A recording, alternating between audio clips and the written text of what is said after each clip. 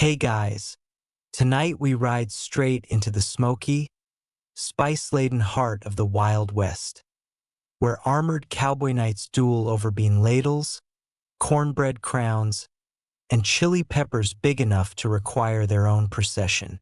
It's a land where feasts turn into tournaments, pilgrims carry sacred stew, and even the throne room smells like fresh-baked bread.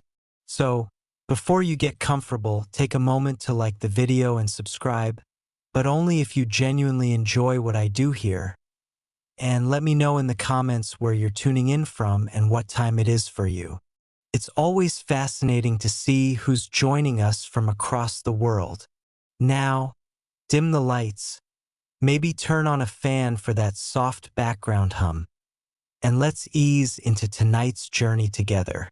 From the echo of spoons clinking in the feast of the iron pot to the blazing glory of the Duel of the Cornbread Throne, these aren't just meals. They're legends served hot, seasoned with danger, and garnished with the grit of the frontier. The chili that bit back in the darkest corners of a Wild West saloon, past the whiskey-soaked card tables, behind the black pot of tar-thick coffee, and tucked near a brick stove that hissed like a cornered snake, was a bubbling cast-iron cauldron filled with something red, angry, and just shy of illegal. It wasn't stew, it wasn't soup, it was chili. But not the kind your Sunday school teacher might spoon at a church picnic. This was real chili, cowboy chili. Pinto bean chili, no tomatoes. No mercy. Tomatoes were a luxury. They spoiled fast and rode badly. In most frontier saloons, especially in Texas, you had a better chance of finding a rattlesnake curled up in your boot than a fresh tomato on the shelf. But beans were forever. Dried pinto beans came in sacks the size of small children.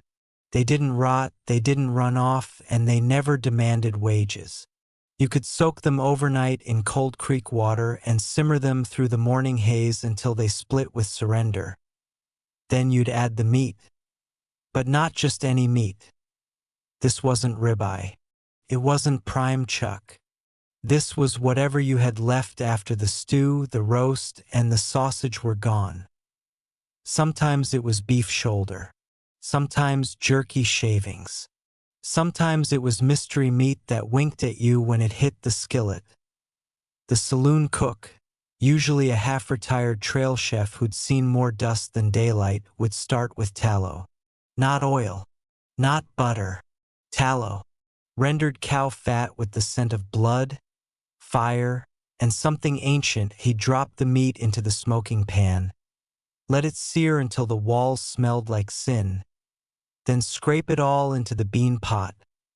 But the real weapon came next. The Childs N.O. chili powder. No neat packets from the general store. If you wanted spice, you ground it yourself.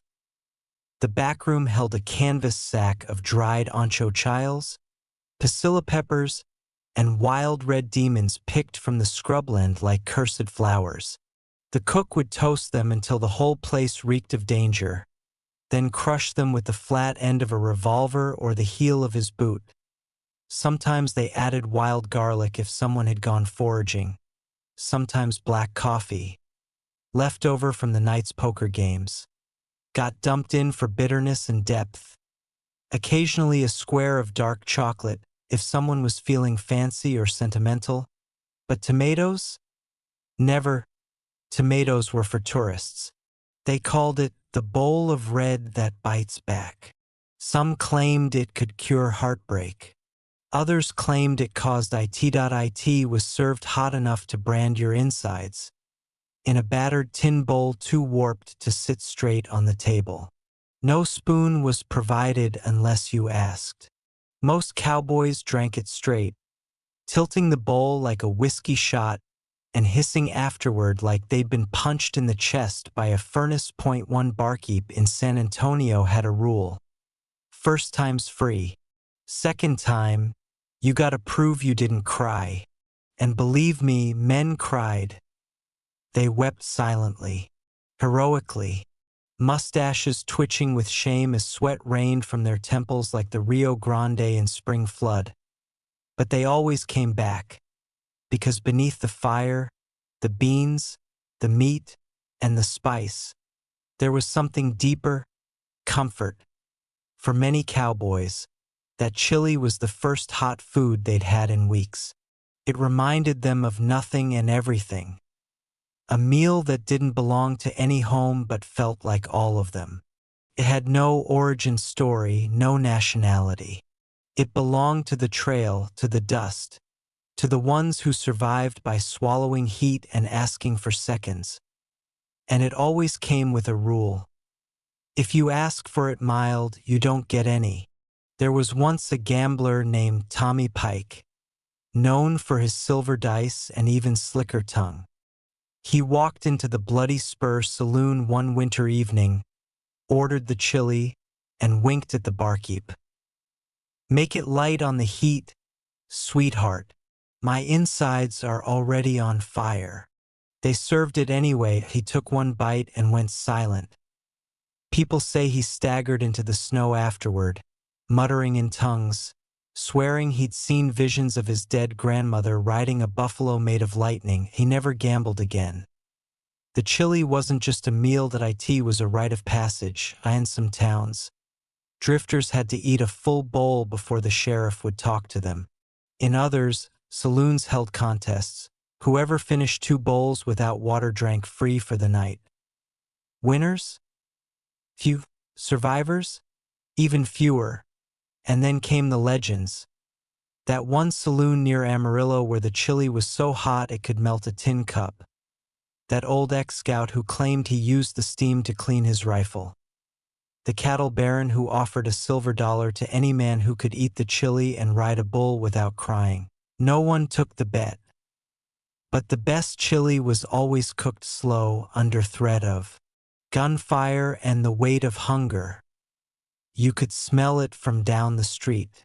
A mix of smoke, sweat, meat, and burning ambition. People followed the scent like it was a sermon. It didn't matter if you were outlaw, preacher, prostitute, or politician. Chili didn't judge. It only tested, and if you passed, you walked away with a belly full of grit and a newfound respect for Bean's .1 cook, an ex-Confederate named Cotton Gerald. Swore chili was the only honest food left in the world. "Beans don't lie," he'd say. "They either soften or they don't. Like people. Today, they'll serve you chili in air-conditioned restaurants with sour cream and cheddar on top. They'll smile politely and hand you a napkin. But it's not the same. The frontier version didn't need toppings. It didn't need garnish. It didn't need your approval. It just needed a fire, a pot, and the kind of man or woman who understood that survival wasn't always clean, but it sure as hell could be spicy. The sweetest mistake in the West. Not every story in the Wild West ends in gunfire. Some end in molasses, some in crumbs, and some, surprisingly, in a warm bowl of bread pudding swimming in whiskey sauce, passed quietly across a scratched bar counter to a cowboy who hadn't smiled in 3 weeks. Because while the West was built on grit, grease, and gunpowder, it was also sustained by something softer. Kindness in a pan, disguised as dessert. You didn't find bread pudding listed on the front signs of most saloons. There were no painted letters shouting homemade desserts. No waiters with mustaches offering you a sweet menu. This dish didn't shout. It waited. It was made quietly, in the back of the kitchen, usually by a saloon cook who had more leftover bread than shame and just enough sugar to risk an experiment. And somehow, it became the unspoken legend of frontier kitchens. Bread pudding wasn't about luxury. It was about not wasting what little you had. Take a few stale biscuits from breakfast, a chunk of sour cornbread someone forgot to eat, even a torn heel from yesterday's sourdough. It all went into the bowl of broken things. Add milk, sometimes fresh, sometimes questionable. Crack in a few eggs if you had them. Stir in sugar, a pinch of spice, maybe a dried apple if you were lucky. Then bake it until it hummed. Not sang, not sizzled. Just hummed, like something half-remembered. But what truly gave it soul? The whiskey sauce. Not every saloon served it. Only the ones with flavor and forgiveness. It wasn't complicated. Whiskey, sugar, butter, maybe a splash of cream if the dairy hadn't gone sour. The result was a golden, warm, slightly sinful glaze that turned your bowl of stale regret into something that tasted like redemption. Drizzle it slow. Let it soak, and suddenly you weren't in a bar anymore. You were home, if only for the last spoonful. There was a saying in the Dakota Territories: whiskey for the wounds, whiskey sauce for the heart. And nowhere was that more true than in the Red Basin Saloon, a rickety, tin-roofed haunt in the middle of nowhere that somehow had the best bread pudding west of the Rockies. Not because the cook was trained, not because they had fancy ingredients, but because the woman who made it, Miss Annie Bell, had once been a preacher's daughter, a runaway wife, and a battlefield nurse, all before she turned 30. And she understood what cowboys needed more than they did themselves. They came in with bullets in their sides, mud on their boots, ghosts in their eyes. She gave them whiskey to numb the pain, and bread pudding to remind them they were human. One night, a bounty hunter named Lyle Deadshot Denson stumbled in, bleeding, broke, and swearing under his breath about a horse that kicked harder than the man he was chasing. He slapped his last coin on the counter. No meat, just something hot that don't shoot back. Annie slid a bowl of steaming bread pudding toward him. No words. He took one bite, froze, and said the first thank you of his adult life. It was that kind of dish. Quiet, humble, healing. But not everyone respected it. There were the gamblers who called it ladies' food, the outlaws who demanded jerky instead, the bartenders who forgot the sauce and served it dry. Those men didn't last, because the pudding, like the woman who made it, didn't suffer fools. Some said Annie's whiskey sauce had opium in it. Others whispered about nutmeg from a pirate ship or butter churned by nuns. The truth, it was just real. Butter stolen from a train shipment, whiskey brewed in a barn, and sugar paid for with a broken locket and 3 buttons from a Confederate uniform. But the magic wasn't in the ingredients. It was in the intention. Late one winter, when the creek froze and the cattle starved, the Red Basin Saloon had no meat, no beans, no coffee. But Annie still made bread pudding. Every day she tore up tablecloths for napkins, used melted snow for milk, stirred the batter with a revolver handle when the spoon broke, and when a group of starving ranch hands arrived from across the pass, half-frozen, silent, eyes like dead lanterns, she fed them until they cried into their bowls. Not one shot was fired that night, because in a world where everything was cold, her kitchen stayed warm. Years later, when the railroad came and wiped the old trails off the maps, cowboys still told stories. Not about gunfights, not about gold, but about the pudding. You ever have it with the whiskey sauce? Yeah, once. I still dream about it. Me too. Now, most modern folks wouldn't think much of it. Just some soggy bread, some warm syrup. A dish better suited for bedtime than battle. But that's the thing. Cowboys didn't fear battle. They feared loneliness, and nothing killed loneliness faster than a bite of soft, sweet pudding, soaked in whiskey and memories. So if you ever find yourself in an old western town, dust blowing down Main Street, the saloon door creaking on its hinges. Ask for it. Ask if the cook still makes bread pudding. Ask if the whiskey sauce still bites like it loves you. And if the answer's yes, sit down, take a breath, and know that for one spoonful, you've made peace with the Wild West. Fried trout with cornmeal crust. The day the gambler dropped his cards.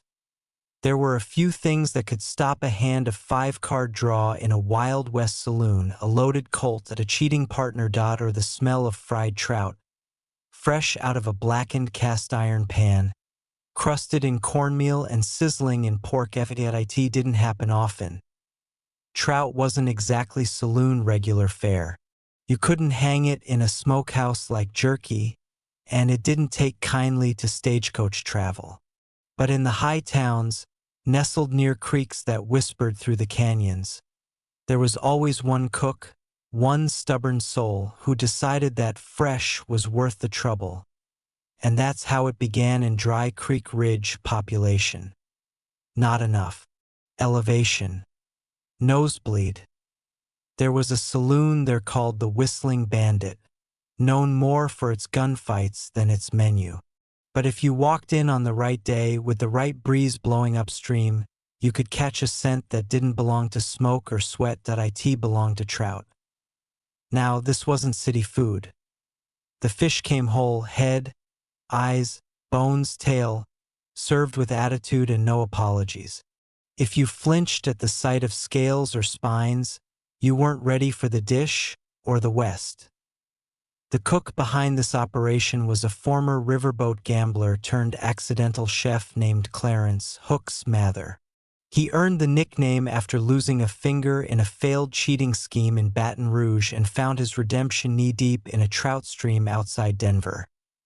Hooks didn't believe in recipes, he believed in revenge flavor, the kind that slapped you for ever doubting it. His fried trout had 3 secrets. The fish had to be caught that morning. No exceptions. No, "oh, I got this yesterday" nonsense. The cornmeal had to be rough ground, not too fine, or it wouldn't get that wild crackle that cowboys craved. The fat had to come from rail pork, preferably smoked. Tallow was for beans. This was for dignity. The seasoning? Salt, pepper, maybe a hint of wild sage if it was in bloom. And once that trout hit the pan, oh Lord, you could hear it sing. One fateful Thursday, a stranger rode into town tall, silent, black gloves, hat low, smelled like trouble or cologne, depending on how close you got. He walked straight into the Whistling Bandit and sat at a poker table. Didn't say a word, just nodded. The game began, so did the frying. Hooks had just returned from the creek, holding 2 trout like he'd won a duel against Poseidon himself. He cleaned them at the side of the building, slapped on a crust of seasoned cornmeal, and lowered them into the bubbling pork fat like they were royalty returning home. Inside, the gambler raised the stakes. But then, the smell hit. Not just any smell. Crispy fish skin, scorched cornmeal, a whisper of sage, and the unmistakable scent of pork fat doing what God clearly intended it to do. The gambler stopped mid-raise. "What the hell is that?" he asked, his voice gravel and honeyed, and no one answered. They were all watching the kitchen door, waiting for Hooks to emerge with 2 tin plates, that he did. Now, trout ain't for everyone. It flakes. It bones. It demands attention, the way a good woman or a bad debt does. But this was a frontier masterpiece. Hooks served it whole, skin golden and blistered, flesh steaming, bones still crackling from the heat. He threw a side of pickled onions on the plate and a boiled potato if he liked you. No garnish. Just grit. The gambler put his cards down and said, "Deal me out. I want whatever that is." He wasn't the only one. The barkeep stopped wiping glasses. the piano player, old Willie, 3 teeth and a grudge, slid off his stool. Even the town preacher, who came in weekly just to yell at the sinners, sat down and ordered a plate. Hooks sold out in 20 minutes. The gambler? He ate his trout with surgical precision, working around the bones like a surgeon with a sidearm. When he finished, he slapped a gold nugget on the bar and said, "Keep the change, and tell your cook he just baptized me in grease." That night, the saloon didn't serve whiskey for once. It served stories about the gambler who folded to a fish, about Hooks, the one-handed riverboat fry cook who redeemed his soul with seasoning, and about a crust. Oh, that cornmeal crust, that crunched louder than a boot on snow at time. The trout became a legend. Other saloons tried to copy it, of course. They used butter instead of pork fat, dried herbs instead of fresh ones, filleted the fish, thinking folks were too delicate, but that missed the point.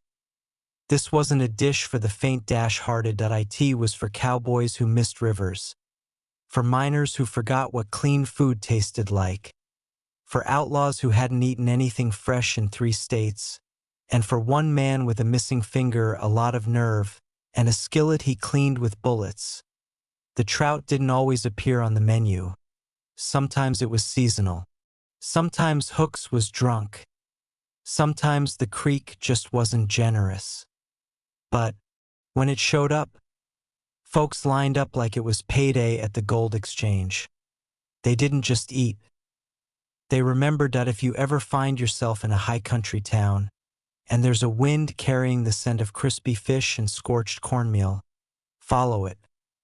You might find a saloon that still remembers, and if a man with a glove sits next to you and puts down his cards mid-hand, smile. You're about to witness the second most famous showdown in Wild West history.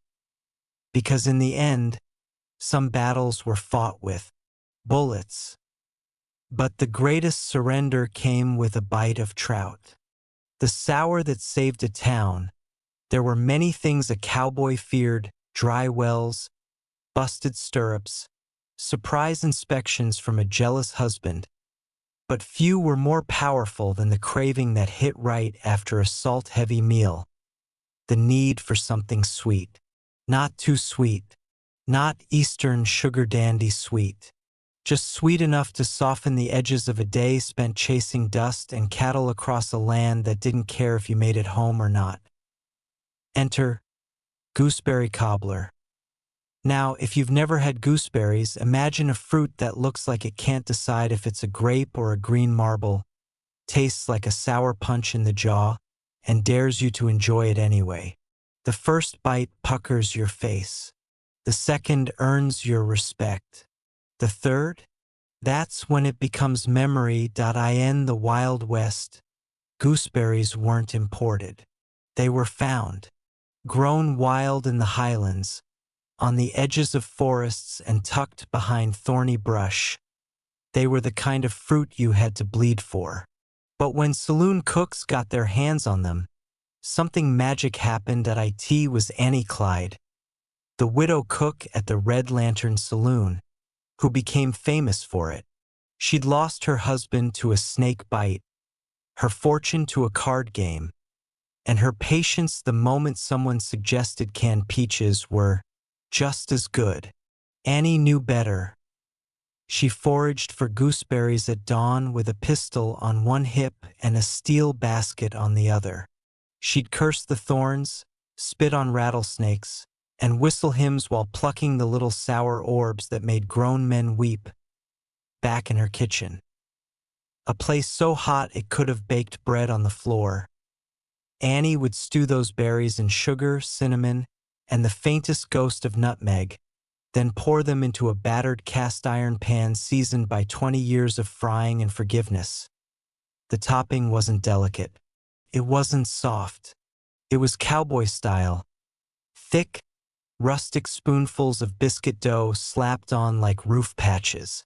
Sometimes she added cornmeal for grit. Sometimes lard for richness. But always, she added attitude. That pan would slide into the saloon oven like a bank robber ducking under the law, and what came out 30 minutes later could stop a brawl mid-swing.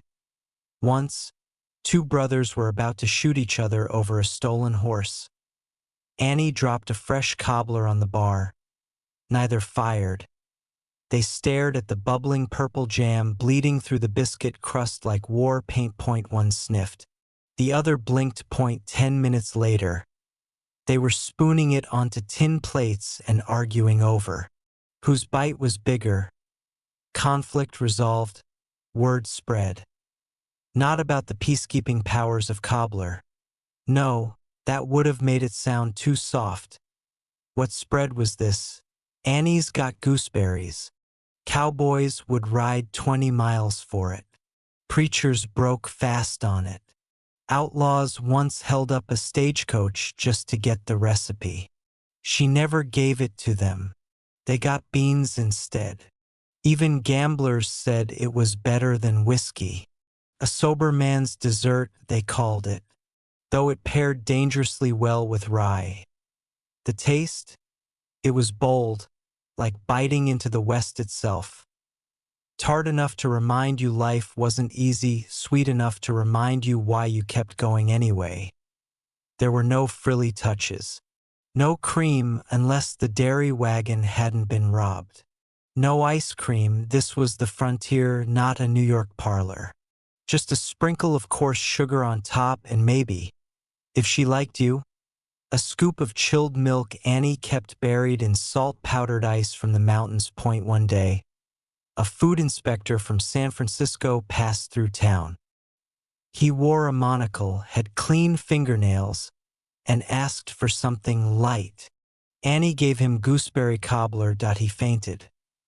When he woke up, he bought the entire tray and mailed slices back east packed in sawdust.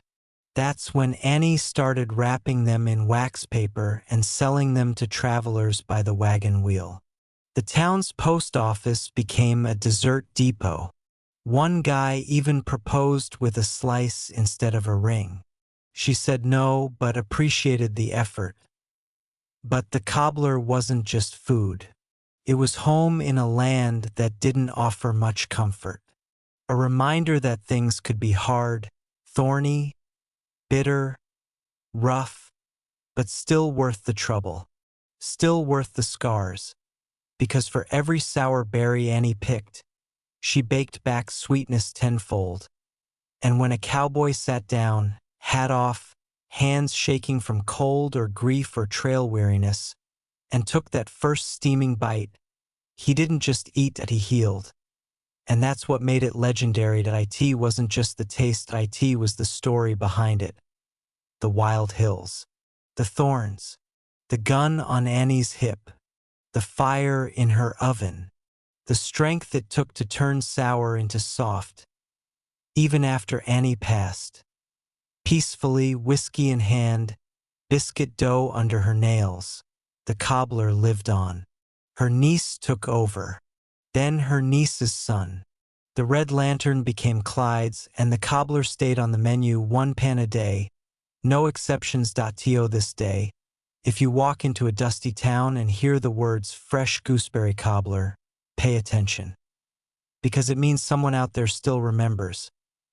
Remembers how to fight sour with fire and win. The breakfast that didn't waste a single breath. The first rule of Scrapple was simple.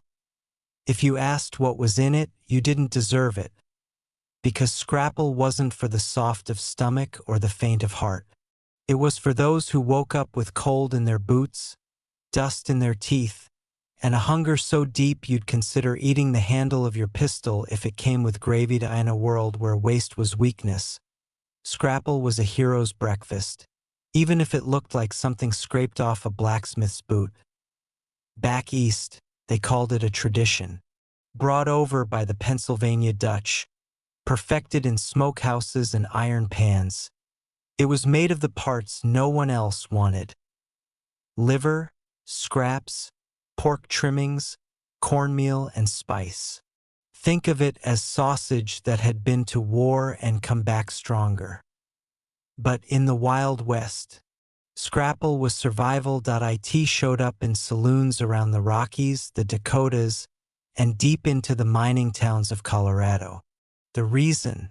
It could be cooked in bulk, it was cheap, and it could feed a dozen men who hadn't seen a fresh egg or a real bed in weeks. The process was a kind of frontier alchemy. Boil down the pork scraps until the bones surrendered their marrow, strain it.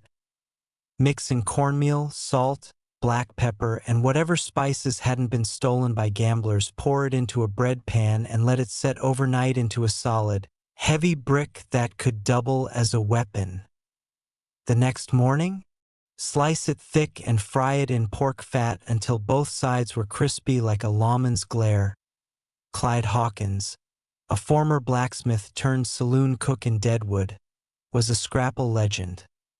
They said he once served 150 miners with 2 loaves and a single cast-iron skillet. The line stretched into the street, and not one man complained, because each bite came with a satisfying crunch followed by a savory, creamy center that warmed you better than a shot of rye. Clyde served his with molasses or mustard, depending on how tough you looked. If you had blood on your boots, you got molasses. If you looked like you might cry after eating it, you got mustard. Scrapple wasn't just about food. It was about pride. You didn't toss scraps when you could make them sing.